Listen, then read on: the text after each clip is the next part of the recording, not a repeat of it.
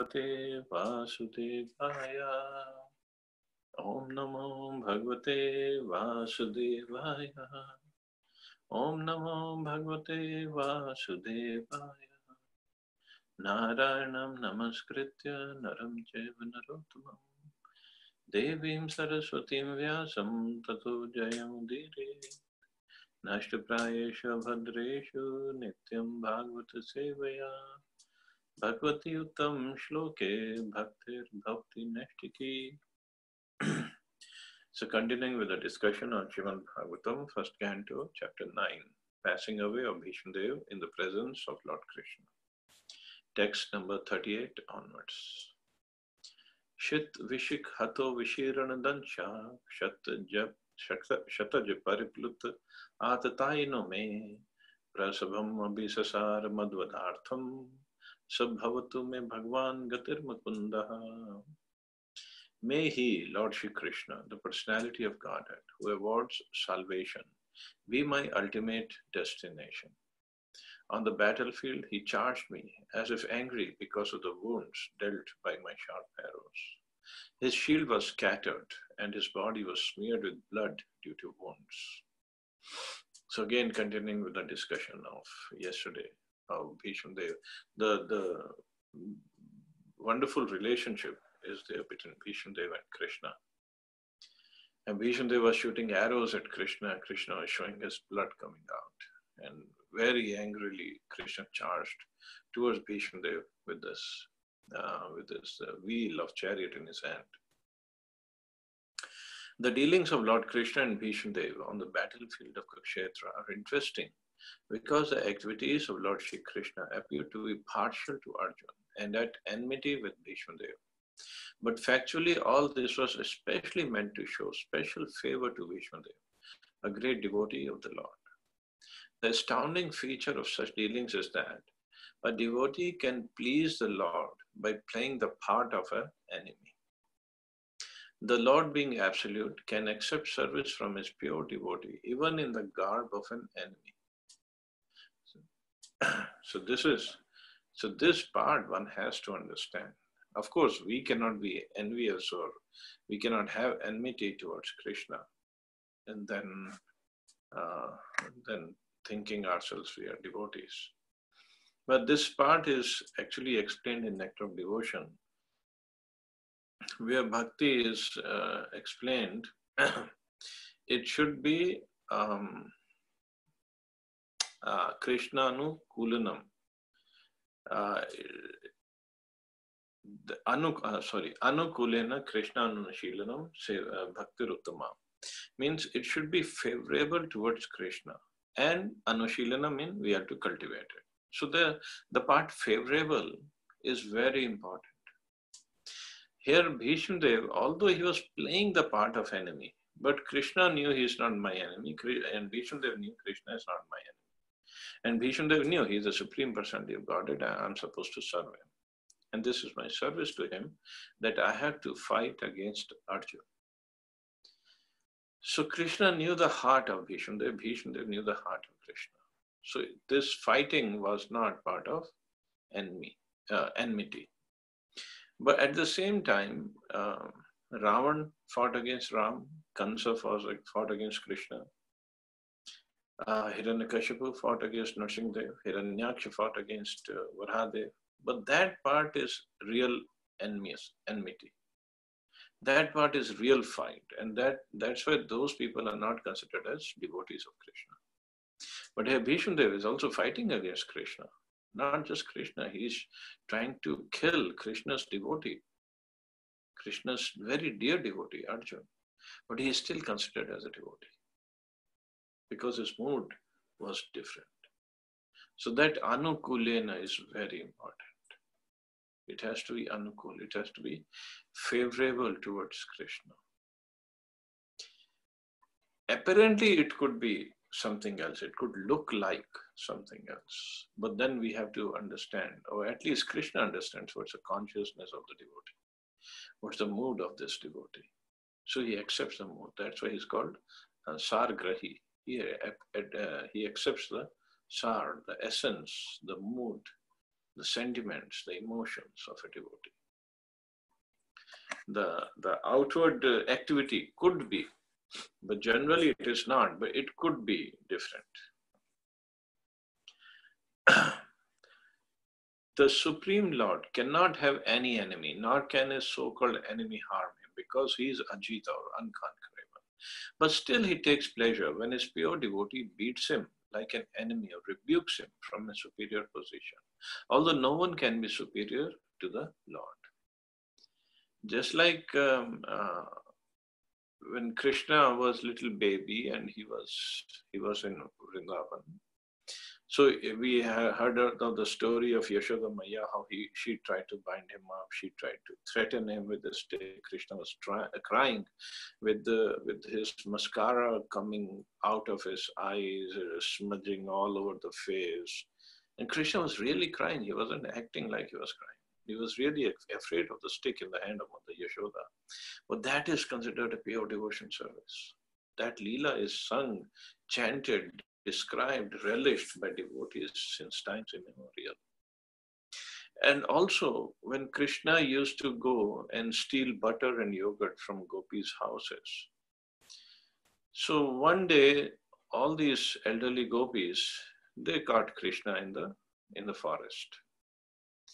So because outwardly they were fed up with Krishna stealing butter and yogurt, but inwardly they all loved it because they wanted Krishna to come to their house, and that's why every day they would churn out nice butter, because hoping that Krishna will come with his boyfriends and steal butter from that house that day.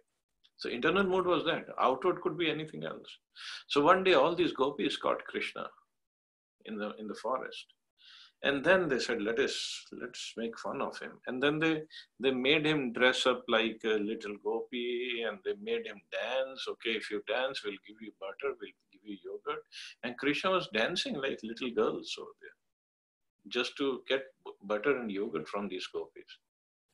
But he enjoyed it because he knew the heart of all these gopis.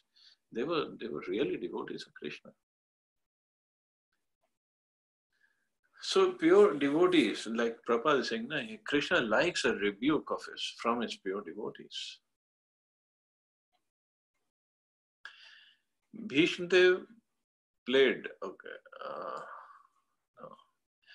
but he still takes pleasure when his pure devotee beats him like an enemy or rebukes him from his superior position, although no one can be superior to the Lord. There are some of the transcendental reciprocatory. These are some of the transcendental reciprocatory dealings of the devotee with the Lord. And those who have no information of pure devotional service cannot penetrate into the mystery of such dealings.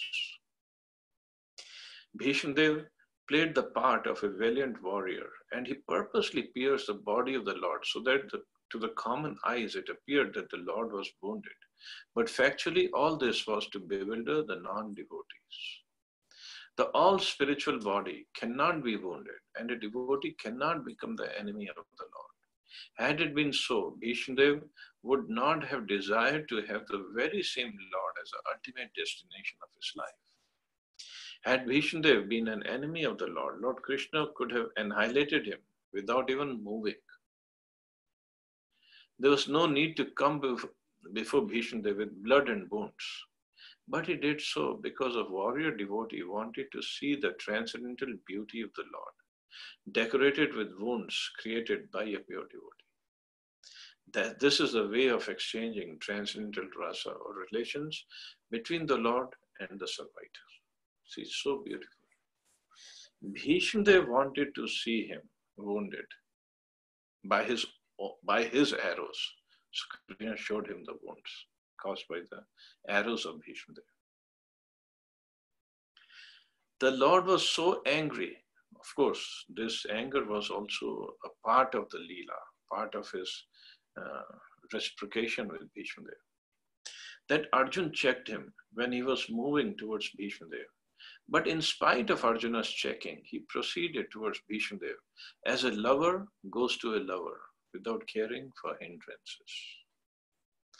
Of course, you have to understand that Krishna is spiritual. He is the Supreme Lord. He can love his devotees. And here, devotee was a male body and Krishna is male. This is not some kind of perverted love that we see in the material world. This is a love between Lord and his devotees. So Prabhupada is saying, as a lover goes to a lover. Apparently his determination was to kill Bhishma Dev, but factually it was to please him as a great devotee of the Lord. The Lord is undoubtedly the deliverer of all conditioned souls. The impersonalist desires salvation from him, and he always awards them according to their aspiration.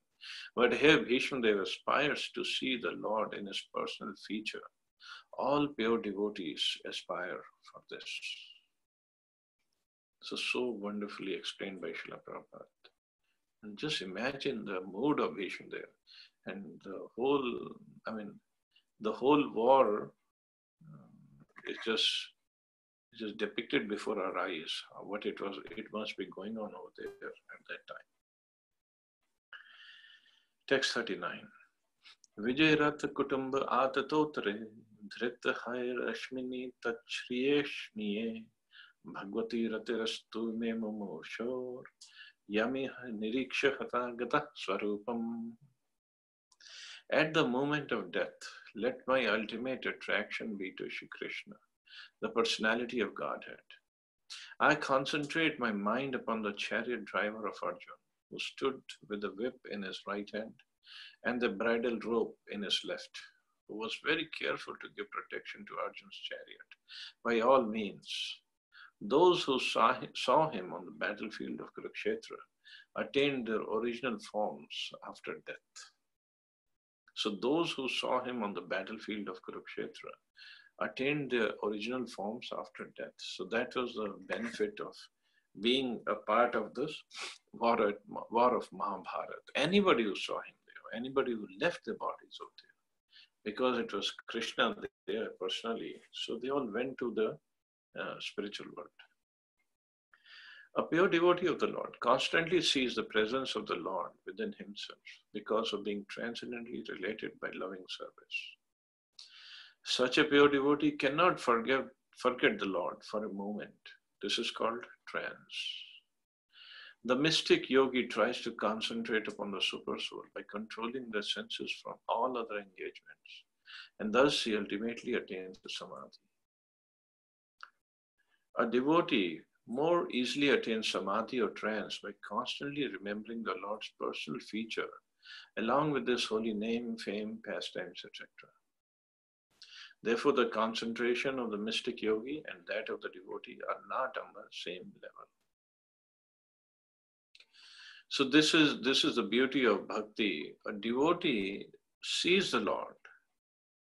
Here, of course, we don't have that kind of fortune to be in the pastimes of the Lord. So we cannot remember or see or reveal the pastimes of the Lord. But at least the form of the Lord, the deity of the Lord is there for us to look at and remember. Or the holy name is always there. But slowly, when we make progress, then definitely we can, the pastimes of the Lord will be revealed to us as according to our level of advancement. And then we can remember more. So there is something for us to concentrate upon. It's not void or energy or light or something else. We have to concentrate upon. There's something tangible we can really concentrate upon. The concentration of mystic is mechanical, whereas that of the pure devotee is natural in pure love and spontaneous affection. Bhishma Dev was a pure devotee, and as a military marshal, he constantly remembered the battlefield feature of the Lord as Parthasarathi, the chariot driver of Arjuna. Therefore, the Lord's pastime as Parthasarathi is also eternal. The pastimes of the Lord, beginning from his birth at the prison house of Kansa up to the martial Leela at the end, are all move one after another in all the universes, just as the clock hand moves from one point to another.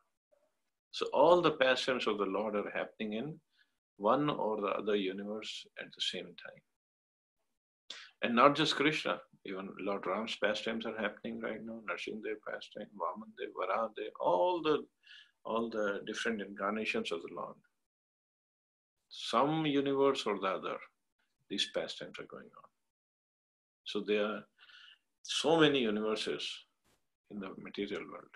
And material world is only, it is some place we read, no? The material world is just, this Mahatattva is just at the corner of the whole spiritual world. Just as an insignificant corner. That's the creation of the Lord. And in such pastimes, his associates like the Pandavas and Bhishma are constant eternal companions. So Bhishmadev never forgot the beautiful feature of the Lord as Parthasarathi, which even Arjun could not see. Arjun was behind the beautiful Parthasarathi, while Bhishmadev was just in front of the Lord. As far as a military feature of the Lord is concerned, Bhishmadev observed this with more relish than Arjun. Arjun is also a devotee of the Lord and he is from Vaikuntha planet, but his mood, his relationship with the Lord is different than of Bhishmadev. So Arjun did not see that feature of the Lord which Bhishmadev saw.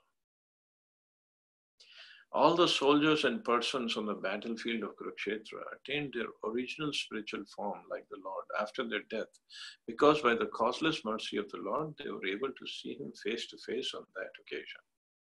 So here Prabhupada is writing, they attained this original spiritual form like the Lord after death. So that means they all went to Vaikuntha Loka. And chances are, because they saw the Lord as Parthasarathi, so there is a particular loka which is called Parthasarathi Loka.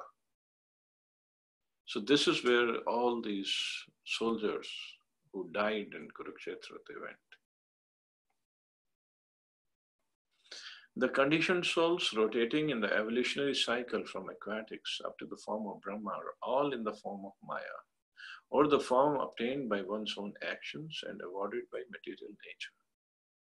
The material forms of the conditioned souls are all foreign dresses, and when the conditioned soul becomes liberated from the clutches of material energy, he attains his original form. The impersonalists want to attain the impersonal Brahman effulgence of the Lord, but that is not at all congenial to the living sparks, part and parcels of the Lord. So therefore the impersonalists again fall down and get material forms, which are all false to the spiritual souls.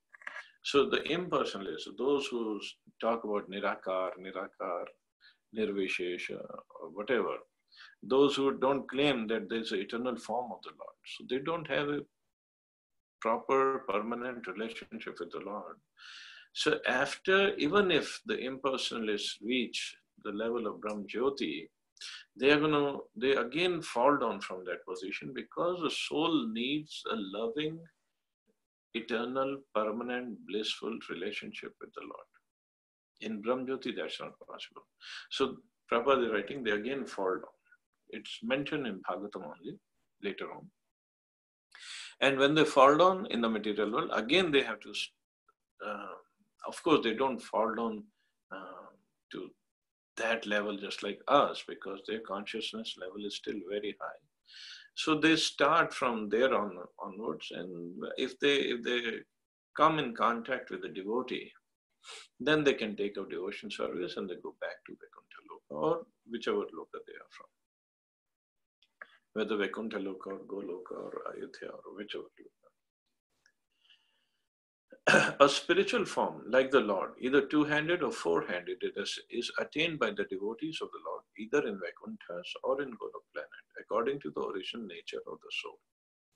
This form, which is 10% spiritual, is a Swarupa of the living being. And all the living beings who participated in the battlefield of Kurukshetra on both sides attained this Swarupa as confirmed by Bhishmadev. So on both sides, even if they fought on the side of Kauravas, they attained the Swarupa or the original spiritual form. So Lord Shri Krishna was not only merciful to the Pandavas, he was also merciful to the other parties because all of them attained the same result. Bhishmadev wanted the same facility also, and that was his prayer to the Lord. Although his position as an associate of the Lord is assured in all circumstances. The conclusion is that whoever dies looking on the personality of Godhead, within or without, attains his Swarupa, which is the highest perfection of life. So to give us this facility, to give us this convenience of looking at him, or to remember him, to see him, to serve him, Krishna comes in the form of this Archa Vigraha, deity form. Because we are not pure enough to see him in his original form. So he comes as a deity. Of course, deity of the Lord is not different from the Lord. But the deity of the Lord is made of material elements because our eyes are material. And so we can look at him, we can reciprocate with him, we can serve him. We can do so many things for the Lord because he comes in this material. He takes this material body, which is not actually material, it's all spiritual, but apparently it's a material body. So just like today is Snan Purnima of Lord Jagannath in Jagannath Puri. So very special day. Actually, it's also considered as birthday of Lord Jagannath. So when this Nav Kalevar happens, which happens 19, whatever, depending upon the calculations. So 19 years later, if he comes again, so today is the day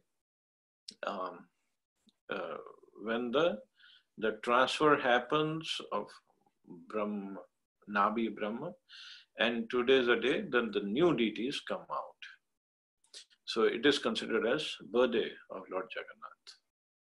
And today, the Daitpatis, Pandas, they bring Jagannath out, Jagannath Baldev Subhadra and Sudarshanji, out from the Shri Mandir, and they bring him on the Snan Mandap.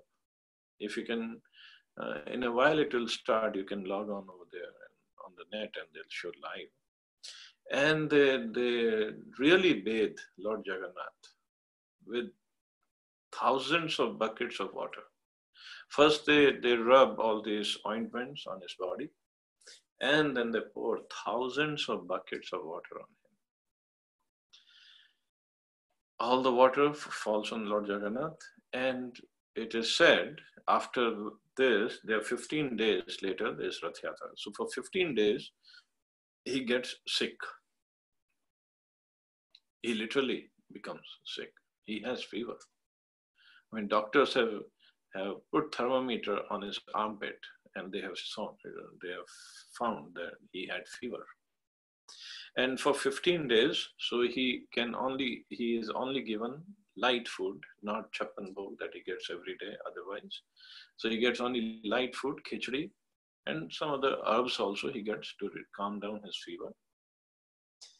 And then after 15 days are over, then he comes out for his Rath Yatra. So that happens to be on July 14th.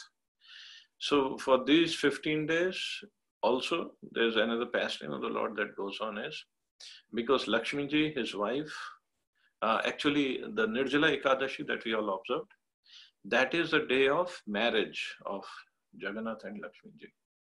So that is the day when they get married actually.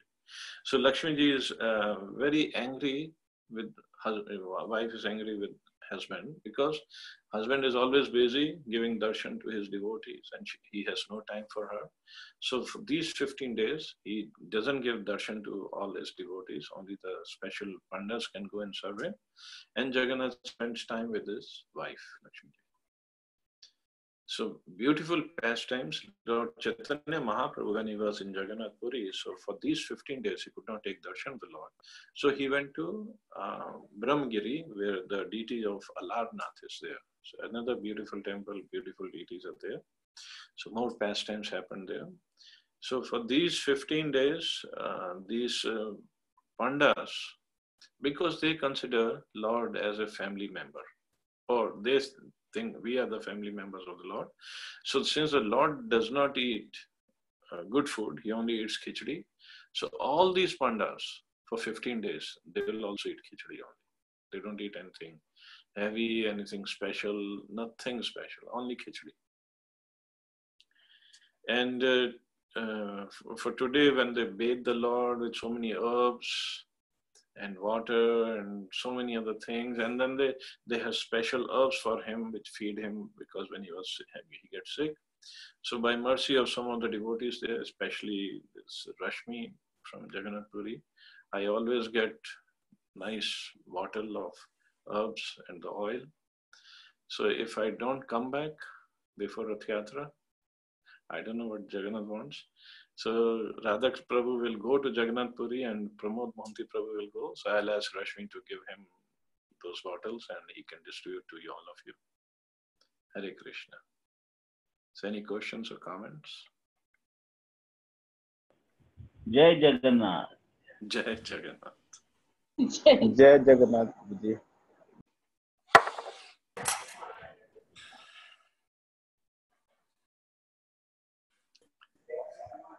Prabhuji, a humble request.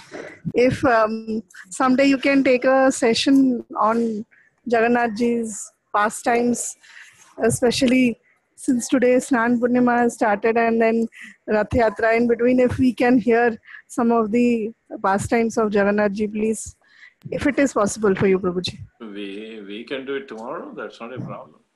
Thank you, Prabhuji. Jagannath's pastimes are always very special. There's no problem.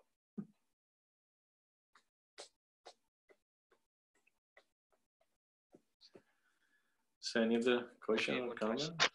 Yes, Prabhu. Okay, so the question is, yesterday you explained about Bhishma was big. Your voice is breaking. No. How do you go? Is it better? Oh, much better. Is it better? Yes, yes. Okay. So, Prabhuji, the question is, yesterday you've explained that how the big Bhishma was a big devotee of Lord Krishna, but still he has hit the arrow on Krishna, and Krishna was bleeding, just to show, it was real, but just to show, it's kind of the mercy on the devotee. So just one question: why, even though Bhishma was so big devotee of Lord Krishna, why he has thought of even why that even thought has come to hit the arrow on Krishna? Prabhupada has explained in the purport, just like Vishwanath Chakravarti Thakur says, if it's a mundane example, maybe we can relate to it. If a boy and a girl, they are in love, and suppose the girl kisses the boy, and while kissing, she bits the boy. So, boy, will he take it as an offense, or will it enhance his mood of love for the girl?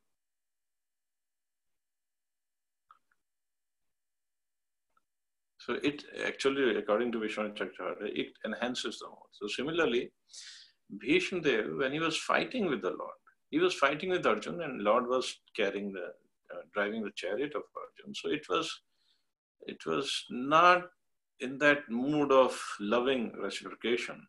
So Bhishma Dev, in his mood, he is a devotee, but he's in chivalrous mood of fighting. So this is what was going to give pleasure to them. And it really gave pleasure to Krishna. And seeing him wounded and seeing him bleeding, Ishandev also got lots of pleasure. That Krishna is reciprocating with my emotions, with my sentiments. So it heightens the mood of both Lord and his devotee. Just like Yashoda Maya, when she picked up the stick and tried to beat up Krishna, and she bound Krishna up, that can be considered, oh, that was very bad. Why did she do that? He's the Supreme Lord. But she's not thinking of him as a Supreme Lord. She's thinking of him as his little baby. And this really, again, brings out the mood of parental love. And Krishna enjoyed it. Yashoda Maya enjoyed it. That's a love. Is that okay? Yes, Prabhuji. Thank you. Thank you, Prabhu.